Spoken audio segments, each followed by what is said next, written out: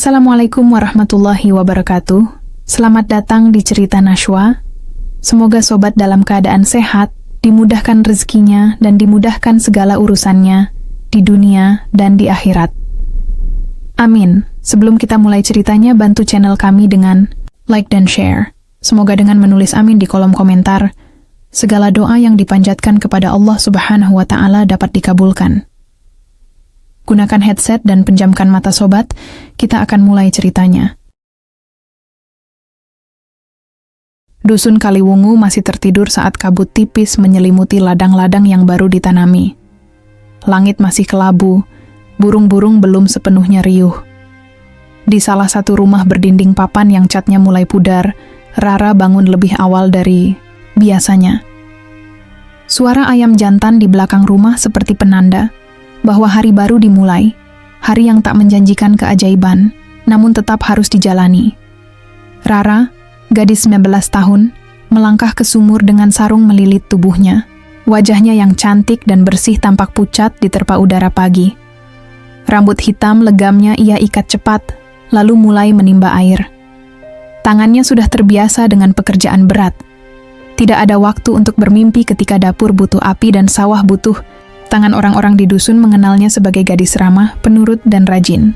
Ia sering membantu tetangga yang sakit, atau menyuapi anak-anak kecil saat para ibu bekerja di ladang. Tapi di balik wajah lembut itu, tersimpan beban yang belum lama ini jatuh seperti batu dari langit. Utang ayahnya. 300 juta. Jumlah yang tidak masuk akal bagi keluarga kecil seperti mereka.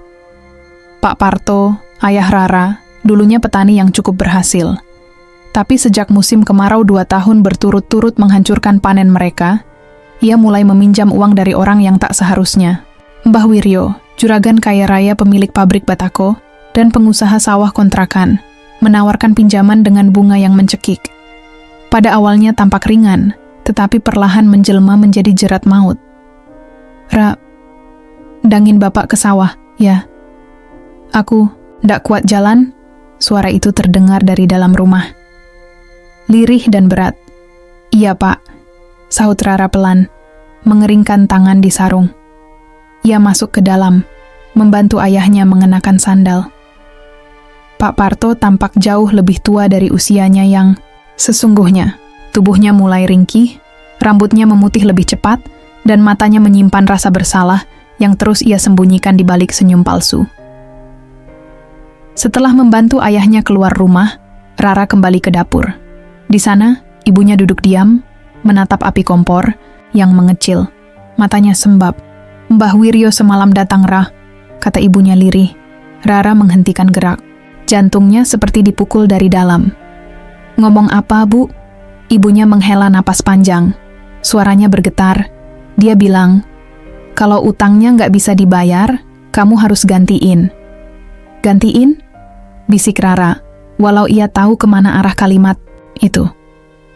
Matanya perlahan membesar, dan tubuhnya kaku. Iya. Jadi istrinya. Sunyi. Kompor di dapur masih menyala kecil, namun udara di ruangan itu mendadak dingin. Rara terduduk perlahan di bangku kayu. Nafasnya tercekat. Apa Bapak tahu? Bapak, diam. Cuma nangis. Aku juga nggak tahu harus gimana. Rara menutup wajahnya dengan kedua tangan. Dunia yang tadinya ia jaga dengan senyum dan kerja keras kini seperti akan runtuh. Menjadi istri dari seorang pria yang lebih tua dari ayahnya sendiri bukanlah hidup yang ia bayangkan. Tapi 300 juta adalah jurang yang tak bisa dilompatinya, dan kini ayahnya tergelincir lebih dalam. Hari itu, ladang tetap menanti, sumur tetap harus ditimba, dan dapur tetap perlu asap. Tapi hidup Rara diam-diam telah berubah arah. Ada sesuatu yang mengendap di dadanya, perasaan yang tak bisa ia jelaskan, antara marah, takut, dan pasrah. Dan itu baru permulaan. Senja belum turun sempurna saat suara motor tua terdengar memecah keheningan dusun Kaliwungu. Rantai motor itu berderit-derit seperti merintih, tapi semua orang tahu siapa pemiliknya. Tak perlu melihat untuk tahu bahwa itu milik Mbah Wiryo, juragan terkaya di dusun, duda tua berumur 68 tahun yang dikenal angkuh, perhitungan, dan gemar memanfaatkan kesulitan orang lain. Rara yang sedang menyapu halaman mendadak berhenti, dadanya sesak. Tangannya menggenggam sapu erat, seakan kayu panjang itu bisa menjadi pelindung. Ia menoleh ke arah orang tuanya yang duduk di kursi bambu. Wajah mereka menegang seiring laju motor tua itu mendekat dan berhenti persis di depan rumah. Tanpa banyak basa-basi, Mbah Wiryo turun. Tubuhnya kurus tinggi, kulitnya legam terbakar matahari, tapi matanya masih tajam dan licin seperti mata ular. Ia membawa map coklat di tangan kiri dan tongkat kayu di tangan kanan. "Assalamualaikum," ucapnya datar, tak menunggu jawaban. Ia langsung duduk tanpa dipersilakan. Rara mundur perlahan masuk ke dalam rumah, mengintip dari balik tirai dapur. Pak Parto menelan ludah. "Mbah, nderek ngapunten, kami belum bisa..." "Saya nggak datang buat dengar alasan, Mas Parto," potong Mbah Wiryo, suaranya keras, kaku, dan penuh tekanan. Ia meletakkan map coklat itu di meja kecil yang kaki-kakinya mulai goyah. "Utang sampeyan sudah jalan 2 tahun. Bunganya ndak main-main. Total sekarang 312 juta. Saya kasih waktu 1 minggu." Pak Parto dan istrinya saling pandang. Tak ada yang bicara. Angin sore meniup gorden rapuh di balik dinding rumah kayu itu. Suasana membeku. Kalau nggak bisa bayar ya sudah. Anaknya saja yang ganti, lanjut Mbah Wiryo sembari mengatur duduknya. "Pilihannya cuma 2, Mas Parto. Lunasi, atau anakmu jadi bujangan tua kayak aku." Perkataan itu menusuk lebih tajam dari belati. Rara yang mendengar dari dapur membekap mulutnya. Air matanya menetes pelan, tapi ia tak mau mengeluarkan suara. Pak Parto berdiri. Tubuhnya gemetar. "Mbah..." "Rara masih anak-anak. Anak-anak tapi cantik dan patuh. Saya suka anak patuh, Mas Parto," potong Mbah Wiryo dengan senyum miring yang menyebalkan. "Saya ndak paksa. Tapi kalau dalam seminggu tidak ada uang, saya anggap penawaran ini sudah diterima." Ia berdiri, menepuk-nepuk tongkatnya ke lantai. Sebelum pergi, ia menatap Ibu Rara yang hanya menunduk. "Bu Lestari, jaga anakmu baik-baik. Minggu depan saya datang lagi." Lalu ia pergi. Motor tuanya kembali meraung, meninggalkan debu dan ancaman yang menyesakkan dada. Pak Parto terduduk lemas. Ibu Rara menahan tangis, memegang dada yang sesak. Rara, di balik tirai dapur, jatuh terduduk. Air matanya tak terbendung. Hidupnya dipertaruhkan dalam transaksi kotor yang tak pernah ia minta. Dan waktu hanya tinggal 7 hari, langit Kaliwungu pagi itu mendung. Seolah ikut merasakan duka yang menggantung di rumah kecil milik keluarga Parto. Hujan belum turun, tapi udara terasa berat, pengap oleh kenyataan yang perlahan mencekik. Di sudut dapur yang remang, Rara duduk memeluk lututnya. Kepalanya tertunduk, air mata terus mengalir diam-diam. Tangisnya tak meledak, tapi terus menetes seperti gerimis yang tak tahu kapan akan reda. Ia tidak bicara apa-apa sejak semalam. Ia hanya diam, tenggelam dalam ketakutan yang belum pernah ia bayangkan sebelumnya.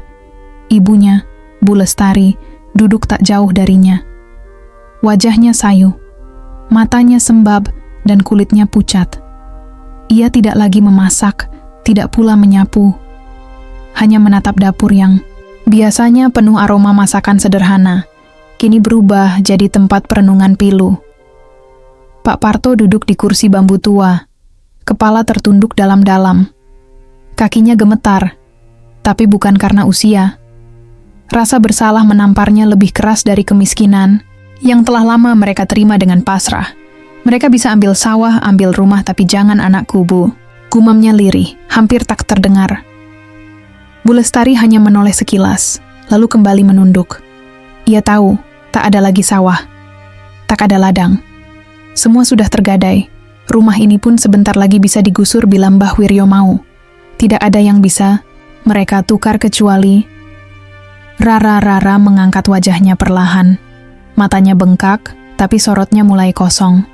Ketika hidup mulai menyerupai jebakan, tidak ada pilihan yang tidak menyakitkan. "Aku ini manusia apa bukan, Bu?" Suaranya lirih, tapi menusuk jantung siapapun yang mendengarnya. "Kalau hidup cuma jadi alat bayar utang, aku ini siapa?" Ibunya menutup wajah dengan kedua telapak tangan. Tangisnya pecah, tapi ia tak mampu menjawab, karena jawabannya terlalu menyakitkan untuk diucap. Rara berdiri. Tubuhnya masih lemah, tapi langkahnya mantap menuju pintu. "Mau kemana, Ra?" tanya ayahnya pelan, suaranya parau. Rara berhenti sejenak. "Aku cuma butuh udara." Ia berjalan keluar, menembus hawa pagi yang dingin. Tapi dingin di luar tak sebanding dengan kedinginan di dalam hatinya. Jalan tanah berlumpur di depan rumah, seperti memanjang tanpa ujung. Setiap langkahnya terasa berat. Ia tak tahu akan ke mana. Tapi yang ia tahu, hidupnya kini seperti boneka yang tak lagi punya tali kendali sendiri. Dari jauh, suara motor tua meraung lagi. Rara langsung menoleh. Dadanya mencelos. Itu motor Mbah Wiryo. Dan hari baru pun terasa seperti mimpi buruk yang berulang. Hari itu, langit Kaliwungu kembali cerah, seolah tak tahu bahwa akan ada luka yang kembali diukir. Sejak pagi, suasana rumah Pak Parto terasa aneh. Meja kayu dibersihkan, tikar digelar, dan ibunya memasak seadanya, meski wajahnya tetap pucat.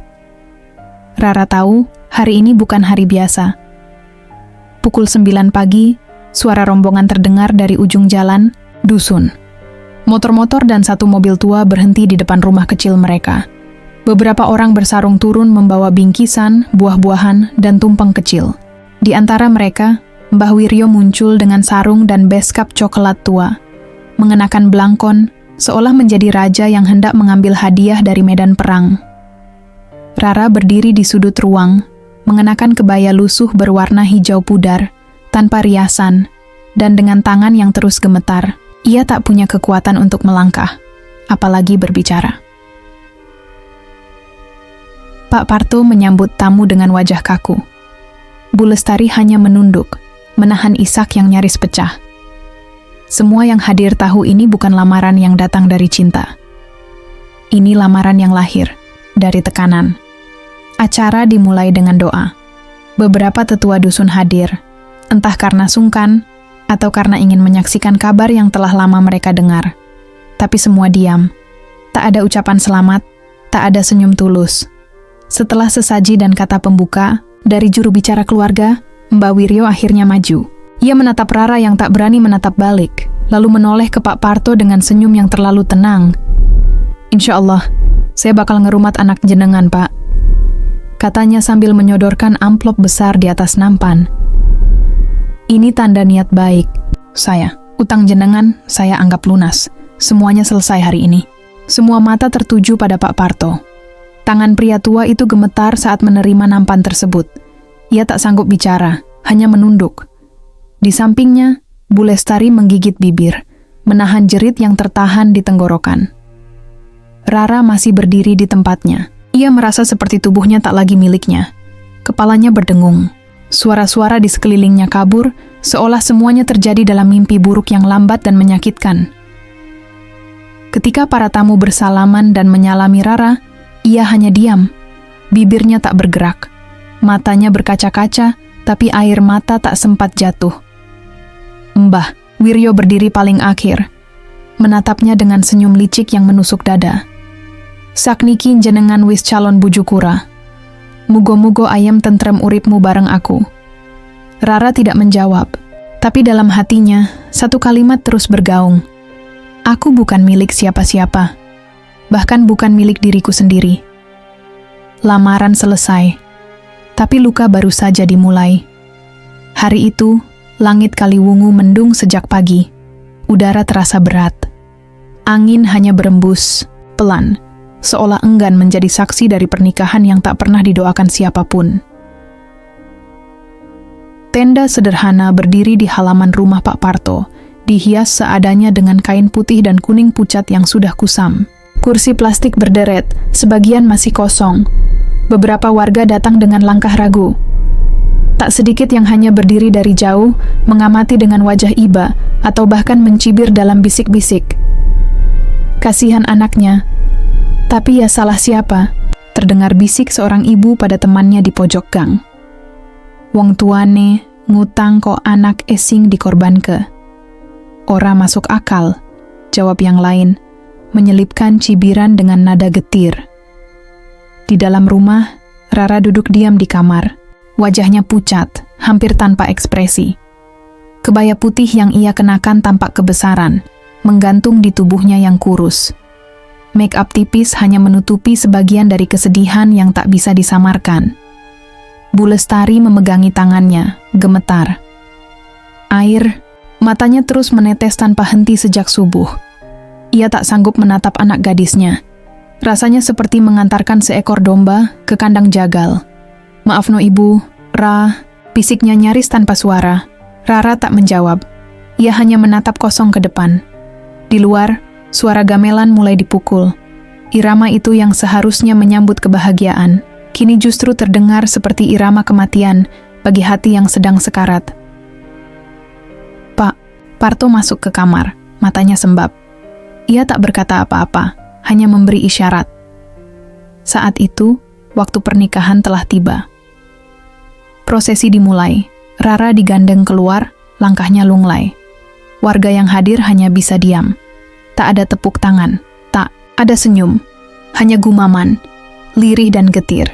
Di pelaminan, Mbah Wiryo duduk dengan senyum puas. Sarung mahal dan beskap baru membalut tubuhnya, seolah menutupi usia renta yang jauh di atas gadis yang kini akan ia sebut istri. Ia tak tampak peduli dengan tatapan sinis atau iba dari tamu-tamu. Yang penting, utangnya lunas. Mimpinya terkabul. Saat ijab kabul dilafalkan, suara Pak Parto gemetar. Tangannya dingin saat menyerahkan Rara. "Aku nikahkan anakku, Rara, dengan Mbah Wiryo. Dengan mas kawin tersebut dibayar tunai." Air mata Rara jatuh saat kata sah diucapkan. Bukan air, mata haru. Bukan pula karena cinta, tapi karena saat itu juga ia merasa seluruh dirinya lepas, seperti daun kering yang dijatuhkan angin ke tanah yang tak pernah ia pilih. Di tengah keramaian yang hampa, satu hal terasa paling menyakitkan. Semua orang hadir, tapi tak satu pun membawa kebahagiaan. Langit Kaliwungu makin pekat ketika malam tiba. Tenda telah dibongkar, para tamu sudah pulang. Rumah kembali sepi, namun bukan ketenangan yang tinggal, melainkan kecanggungan dan ketakutan yang menggantung di udara. Di kamar, pengantin, lampu remang membuat bayangan di dinding tampak menakutkan.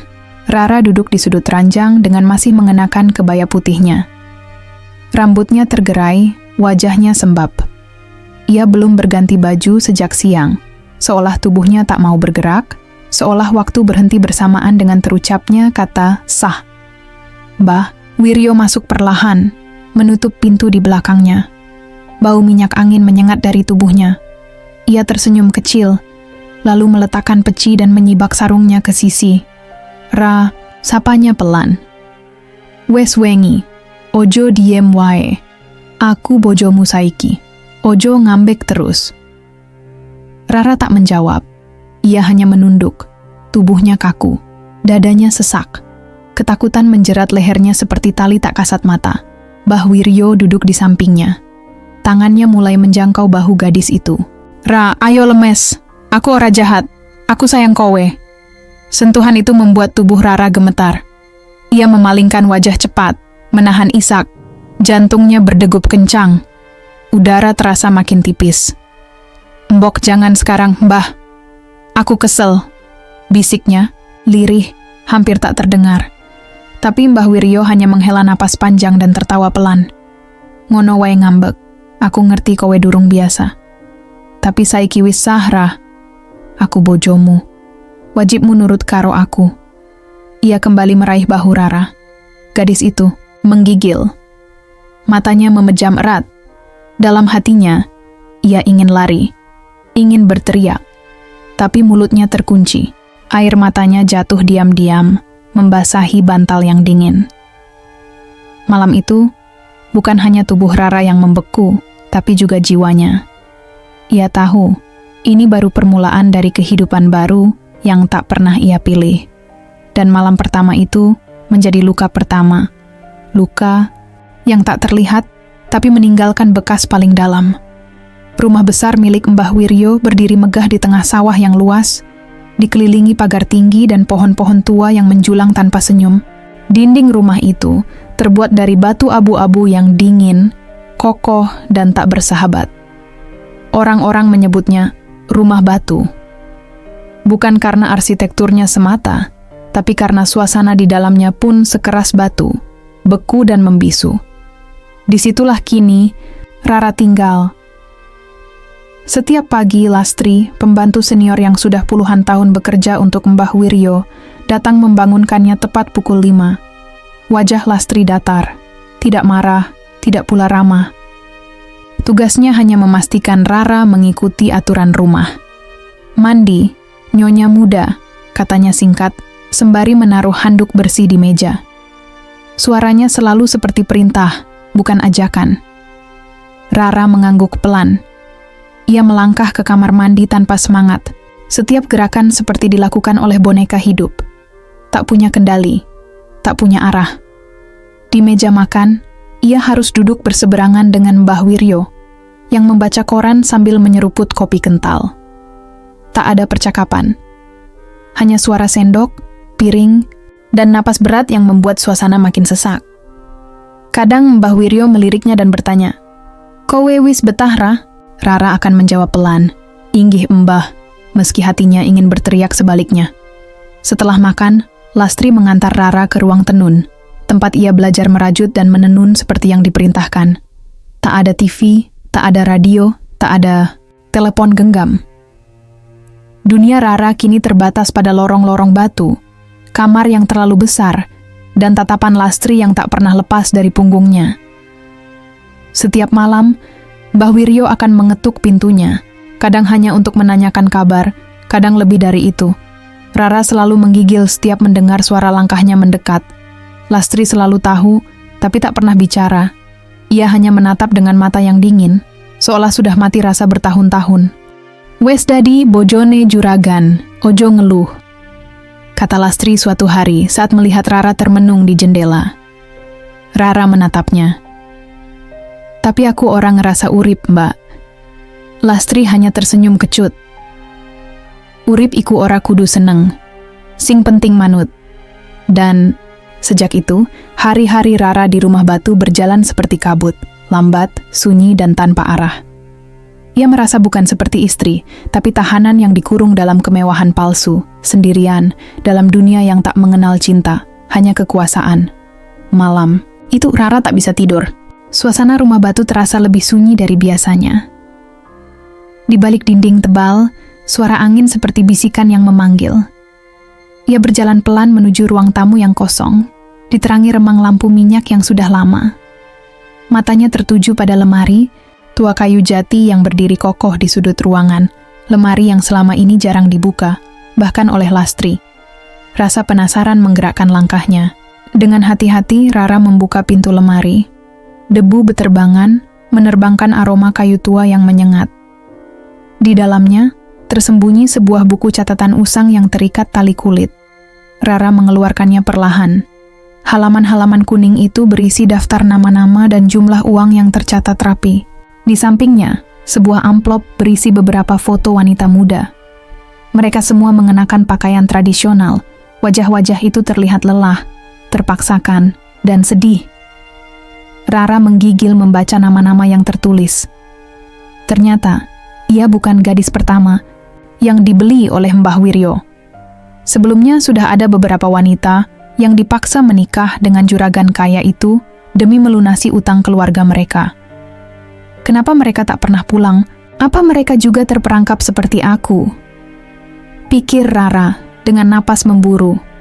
Tiba-tiba pintu terbuka perlahan. Lastri berdiri di ambang dengan wajah dingin. "Kowe ora usah buka-buka lemari sing ora penting, Ra." Suara Lastri pelan namun mengandung ancaman. Rara menatap tajam. "Kenapa, Mbak? Apa ini rahasia yang Mbah simpen?" Lastri menarik napas panjang, lalu berkata dengan suara serak, "Iki urip sing anggel, Ra. Wong kaya Mbah ora mung njaluk utang. Dheweke njaluk njero. Ati-ati karo apa sing arep kowe lakoni." Rara menggenggam buku catatan itu erat. "Aku ora bakal tinggal diam, Mbak. Aku harus ngerti apa sing bener. Lastri menatapnya dalam. Hati-hati karo uwong sing duwe duit akeh. Ora kabeh duit bisa nggawa kebahagiaan.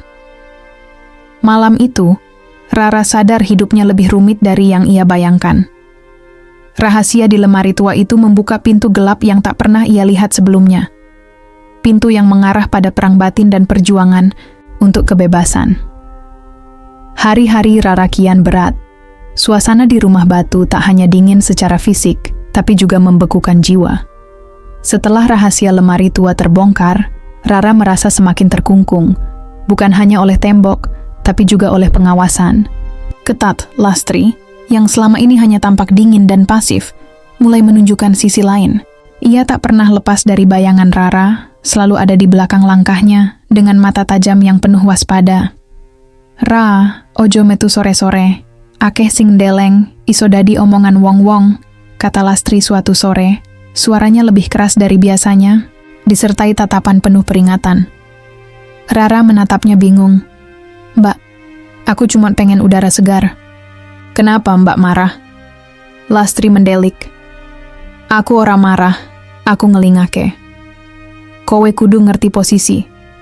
Kowe istri juragan, ora bebas kaya wong lia." Tak hanya itu, Lastri mulai sering menyindir Rara dengan kata-kata kasar yang tak biasa keluar dari mulutnya sebelumnya. "Kowe mung anak endeso sing ora ngerti urip iki, Ra iki duniaku, lan aku sing ngerti kabeh." Bisiknya dingin suatu malam saat Rara hendak ke dapur. Rara terkesiap. "Kenapa Mbak ngomong kayak ngono?" Lastri hanya menatap dingin, kemudian berlalu tanpa menjawab. Dalam diam, Rara mulai mencurigai. Ada sesuatu yang lebih besar di balik sikap Lastri. Suatu malam, saat Lastri membersihkan ruang tamu, Rara memberanikan diri bertanya, "Mbak, apa Mbak pernah ngerasa perasaan khusus sama Mbah Wiryo?" Lastri terdiam. Matanya redup, penuh, luka lama. "Ya Ra, aku tahu rasa sing ora iso dak kandhakake, nanging kabeh mung rahasia sing tak simpen nganti saiki." Rara tercengang. "Mbak sayang Mbah Wiryo?" Lastri mengangguk pelan. "Aku tahu perasaan sing ora bakal dadi nyata. Aku mung wong cilik sing mung bisa nyimpen rasa iku tanpa harapan. Baluih milih sing liyane, lan aku kudu manut." Dari pengakuan itu, Rara memahami betapa rumit dan berdarahnya dunia yang kini dia masuki. Lastri bukan sekadar pembantu, tapi perempuan yang terperangkap dalam labirin cinta, kesetiaan, dan penolakan. Sejak itu, setiap langkah Rara selalu diikuti oleh mata waspada Lastri, bukan hanya sebagai pengawas, tapi juga sebagai sosok yang menyimpan luka dan rahasia dalam bayang-bayang Mbah Wiryo. Suatu sore, saat membersihkan kamar tua yang jarang disentuh, Rara menemukan sebuah kotak kayu kecil di balik papan lantai yang longgar. Tangan gemetar saat membuka penutupnya. Di dalamnya terdapat beberapa barang usang dan selembar surat yang sudah menguning. Rara merogoh surat itu dan membacanya dengan suara pelan. "Jika kau menemukan surat ini, berarti aku, Siti, sudah pergi dari neraka yang sama seperti yang akan kau jalani. Aku menikah paksa dengan Mbah Wiryo. Awalannya penuh janji, tapi ia berubah menjadi penjara yang dingin dan penuh tipu daya." Rara terdiam. Nama Siti yang tertera itu membuat jantungnya berdegup lebih kencang. Dia ingat foto-foto wanita muda yang ditemukan di lemari tua. Surat itu berlanjut, "Hati-hati, jangan percaya pada apapun yang dikatakan. Orang kaya seperti Mbah Wiryo hanya ingin menguasai dan mengendalikan hidup kita. Jika kau ingin bebas, carilah bantuan. Jangan biarkan dirimu terperangkap selamanya." Di bagian bawah surat itu, ada tinta merah yang hampir pudar, bertuliskan, "Aku menghilang agar tidak menjadi korban berikutnya." Rara terisak pelan, membaca ulang kata-kata itu. Rasanya seperti mendengar jeritan dari masa lalu yang membekas dalam dirinya. Tiba-tiba, Lastri muncul dari balik pintu, wajahnya tegang. "Surat itu. Jangan sampai Mbah tahu. Ini bisa bikin kowe dan aku bahaya." Rara mengangguk, matanya berkaca-kaca. "Aku harus keluar dari sini, Mbak. Aku nggak mau jadi Siti yang menghilang tanpa jejak." Lastri menggenggam tangan Rara erat, suara bergetar. "Hati-hati, Ra." Bebas itu bukan cuma soal pergi. Bebas itu berani lawan bayangan yang ngancam. Malam itu, Rara tidur dengan hati bergejolak. Surat dari masa lalu itu membakar semangatnya, sekaligus membuatnya sadar betapa bahayanya perjuangan yang harus dia jalani. Rara duduk di balik tirai jendela, matanya menatap gelap malam yang menelan dusun Kaliwungu. Pikiran-pikiran berat berputar, membentuk satu tekad kuat. Ia harus pergi. Ponselnya bergetar. Nomor yang sudah lama dikenalnya muncul di layar. Itu Bagus, sahabat lamanya sejak kecil yang kini tinggal di Semarang. Dengan hati-hati, Rara mengangkat telepon. "Halo Bagus, aku butuh bantuanmu." Suara Bagus hangat namun penuh kekhawatiran. "Rara, ada apa? Kok mendadak?" "Aku nggak bisa di sini lagi. Aku harus keluar. Aku ingin ke Semarang, tapi aku butuh cara yang aman." Bagus menghela napas panjang. "Tenang, Ra. Aku akan bantu. Kita atur semuanya dengan hati-hati." Mereka mulai menyusun rencana. Rara harus keluar saat Mbah Wiryo dan para pengawal lengah. Waktu terbaik adalah saat acara syukuran panen yang akan berlangsung 2 minggu lagi di desa sebelah. "Ini kesempatan, Ra. Kowe harus siap dengan sedikit keberanian," pesan Bagus. Rara mengangguk meski hanya suara yang terdengar di telepon. Rasa takut bercampur harapan mengalir deras di dadanya. Malam itu, Rara menulis pesan singkat untuk Lastri. Namun, dalam hati, ia tahu bahwa mempercayakan rencana ini pada pembantu yang penuh intrik seperti Lastri bukan hal mudah. Satu hal yang pasti, kebebasannya tergantung pada rencana ini. Jika gagal, bukan hanya hidupnya yang terancam, tapi juga harapan keluarga yang selama ini ia bawa. Suatu sore, saat Rara sedang membereskan kamar, Lastri tiba-tiba muncul dengan wajah serius. Mata Lastri tajam, seperti menahan sesuatu yang berat. "Ra, aku kudu ngomong sing jujur. Ora bisa disimpen maneh." Suara Lastri bergetar pelan tapi tegas. Rara berhenti sejenak, menatap tajam. "Apa Mbak? Apa yang ingin Mbak katakan?" Lastri menarik napas panjang, menatap lantai. "Keluargamu, mereka orang mung terlilit utang. Ada sesuatu yang luwih parah." Rara menunggu dengan napas tertahan. "Ladang sing selama ini dikelola keluargamu, sing dadi harapan utama, ternyata jadi alasan mereka jual kamu, Ra." Rara terkejut, wajahnya memucat. "Apa maksud Mbak? Jual aku?" Lastri mengangguk. "Ya, Ra. Keluargamu takut kehilangan ladang itu. Mereka memilih mengorbankanmu supaya ladang tetap aman. Utang 300 juta itu cuma alasan supaya semua kelihatan rapi." Rara jatuh terduduk. Air mata tumpah tanpa bisa dibendung. "Jadi aku cuma alat barter?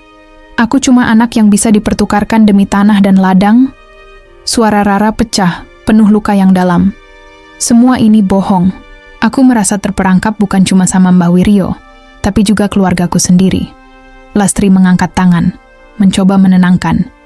"Aku ngerti rasa sakit murah, tapi saiki kowe kudu kuat." Mbok menawa, "Iki cara alam ngetes kesabaranmu." Rara memandang jauh keluar jendela. Hatinya penuh pengkhianatan dan kepedihan, tapi juga tumbuh tekad membara. Bukan cuma bebas dari Mbah Wiryo, tapi juga dari belenggu keluarganya sendiri. Malam itu, Rara tidur dengan luka baru, namun juga dengan semangat yang mulai menggelora.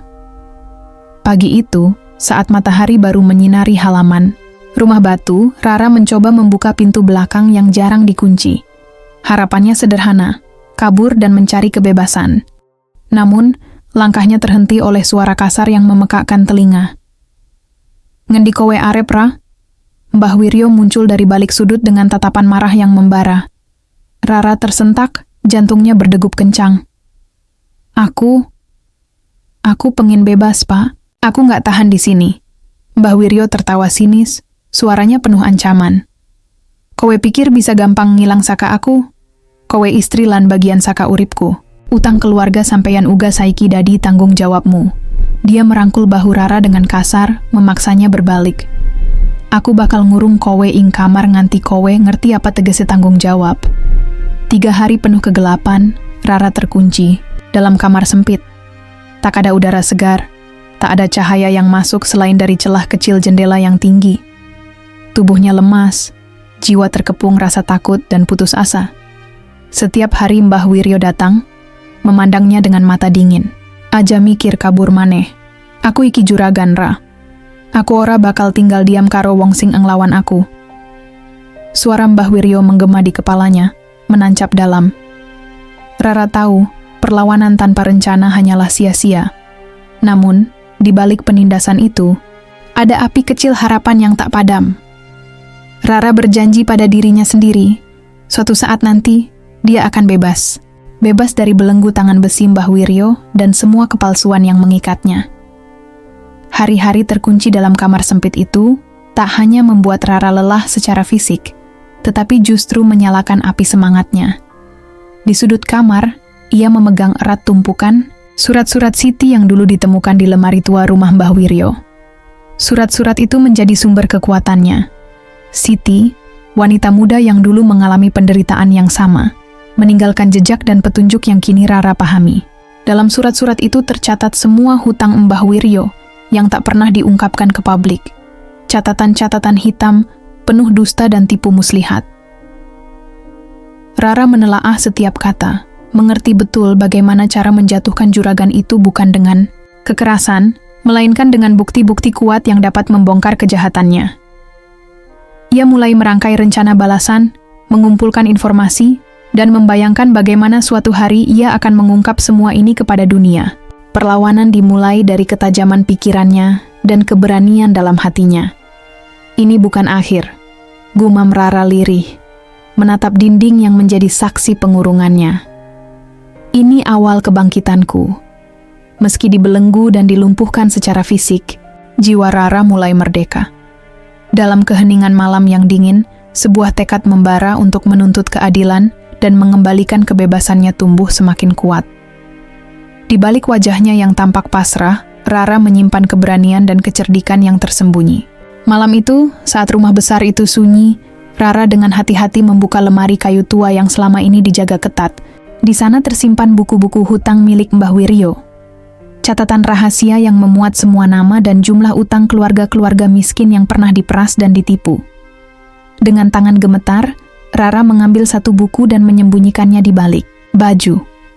Ia tahu risikonya besar, tapi rasa ingin bebas dan menuntut keadilan lebih besar daripada ketakutannya.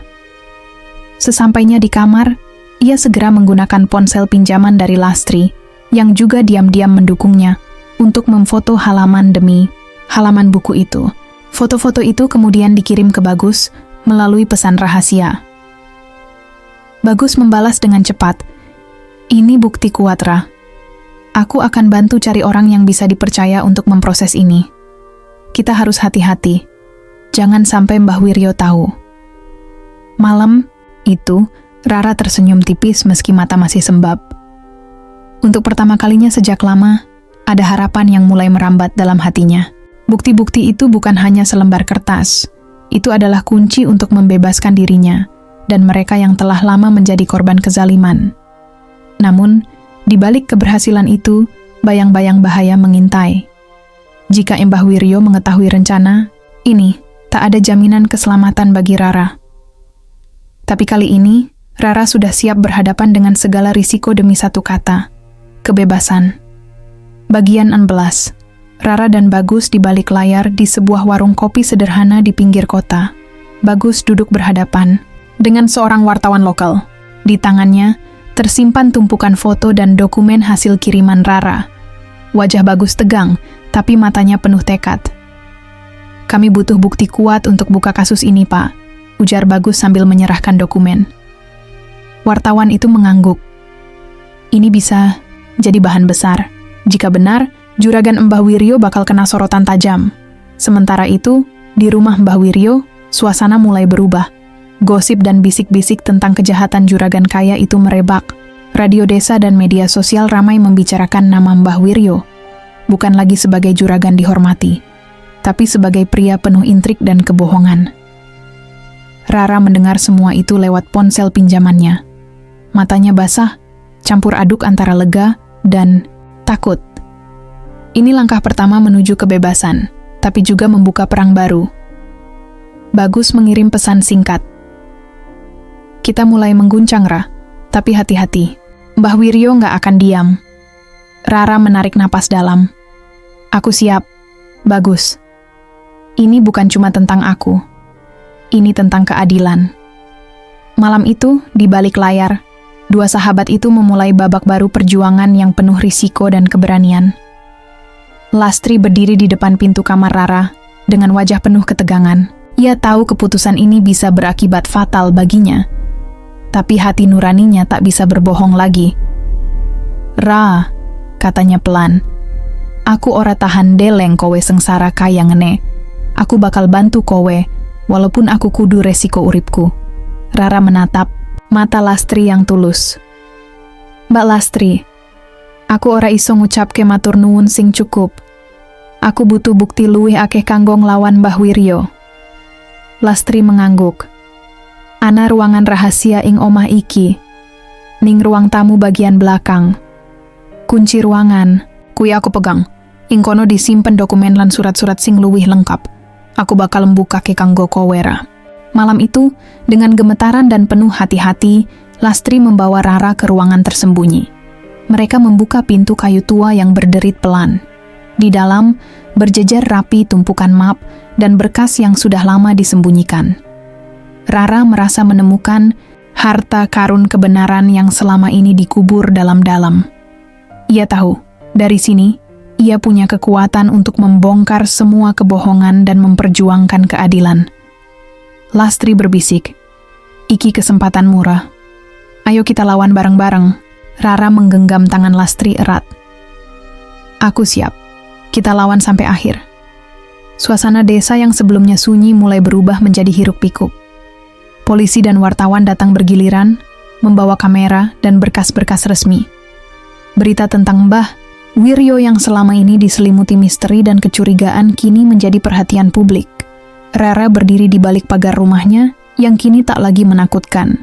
Ia menyaksikan tim penyidik menggeledah rumah besar Mbah Wiryo, mencari bukti-bukti kejahatan yang sudah lama tersembunyi.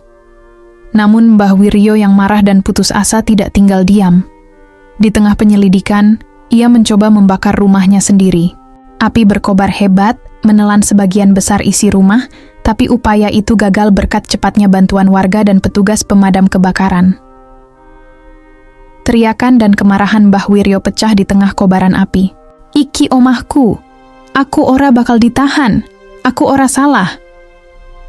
Namun jeritannya sia-sia. Akhirnya, dengan tangan diborgol, Mbah Wiryo digiring oleh polisi. Ia resmi ditangkap atas tuduhan pemerasan, pencucian uang, dan berbagai kejahatan lain yang terbongkar. Berkat bukti kuat yang dikumpulkan Rara dan para pendukungnya, desa Kaliwungu bergemuruh. Keadilan mulai ditegakkan meski luka lama belum sepenuhnya sembuh. Rara menatap langit, air mata mengalir. Ini bukan akhir, tapi awal kehidupan baru yang ia dambakan selama ini.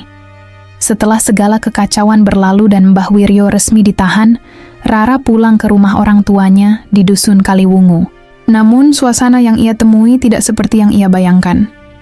Rumah yang dulu penuh tawa kini terasa hampa dan dingin. Di ruang tamu, ibunya duduk termenung, wajahnya sembab. Ayahnya berdiri di sudut, menunduk tanpa berkata sepatah kata pun. Rara menghela napas panjang, menatap mereka dengan mata penuh luka. "Ma," suara Rara dingin dan berat. "Aku nggak akan pernah maafin Bapak. Aku nggak bisa lupain semua yang terjadi karena utang itu." Ibunya terdiam, air mata mulai mengalir di pipinya. Ayahnya tetap diam, seolah kehilangan kekuatan untuk membela diri. Rara tidak menunggu jawaban lebih lama lagi. Ia membalikkan badan, langkahnya tegap meninggalkan rumah yang selama ini menjadi saksi derita mereka semua. Hatinya hancur, bukan hanya karena pengkhianatan dari Mbah Wiryo, tapi juga karena retaknya hubungan dengan keluarganya sendiri. Malam itu, Rara tidur dengan jiwa yang penuh luka. Ia tahu, meski beban utang sudah terbayar dan Mbah Wiryo telah jatuh, dirinya masih harus berjuang melawan kehancuran yang terjadi di dalam keluarga. Setelah meninggalkan Dusun Kaliwungu, Rara menginjakan kaki di Semarang dengan segudang harapan dan luka yang belum sepenuhnya sembuh. Kota besar itu penuh hiruk-pikuk, jauh berbeda dari ketenangan dusun yang dulu membelenggunya. Rara mendapat pekerjaan di sebuah lembaga bantuan hukum yang khusus menangani perempuan dan anak-anak korban kekerasan dan ketidakadilan. Di sana, ia bertemu dengan orang-orang yang peduli dan berjuang untuk keadilan, memberikan Rara kekuatan baru. Setiap hari ia mendengarkan kisah pilu para korban yang hampir sama dengan dirinya dulu. Perlahan, luka hatinya mulai tertambal oleh semangat untuk berjuang bukan hanya untuk dirinya sendiri, tetapi untuk mereka semua. Meski bayang-bayang masa, lalu kadang datang menghantui, Rara selalu mengingat satu hal. Ia sudah keluar dari jerat itu, kini saatnya menjadi cahaya bagi yang lain. Dengan kepala tegak dan hati penuh tekad, Rara melangkah maju, memulai babak baru hidupnya yang penuh arti dan harapan.